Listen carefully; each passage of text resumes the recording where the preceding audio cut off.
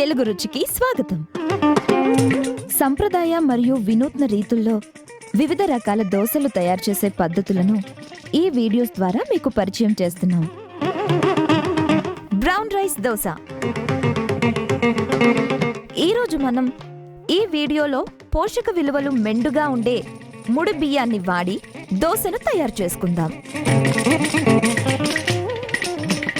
ముడి బియ్యం దోస చేసుకోవడానికి ముందుగా ఒక గిన్నెలో 150 గ్రాముల ముడి బియ్యం వేసి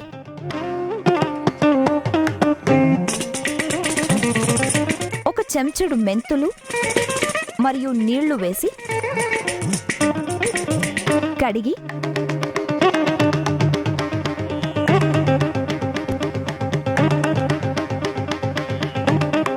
వంద గ్రాములు నానబెట్టుకున్న మినపగుండ్లు వేసి 2 నుంచి 3 గంటల పాటు నానబెట్టి రుబ్బి 6 నుంచి 7 గంటల పాటు పులియబెట్టుకోవాలి. ఈ పులియబెట్టుకున్న మిశ్రమంలో రుచికి తగినంత ఉప్పు మరియు నీళ్లు వేసి కలుపుకోవాలి.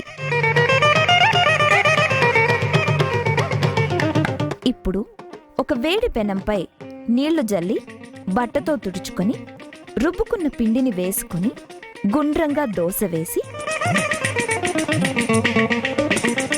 పైనుంచి కొద్దిగా నూనె పోసి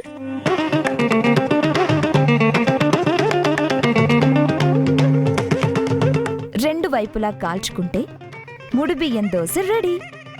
ఇలా తయారు చేసుకున్న ముడిబియ్యం దోసని ఇడ్లీ పొడి, సాంబార్ మరియు కొబ్బరి చట్నీతో వడ్డిస్తే రుచికి రుచి, ఆరోగ్యానికి ఆరోగ్యం.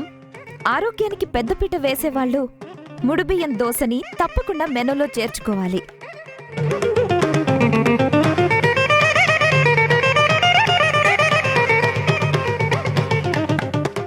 మా ఈ వంటలు కనుక మీకు నచ్చితే లైక్ కొట్టండి, షేర్ చేయండి and please subscribe to Telugu రుచి.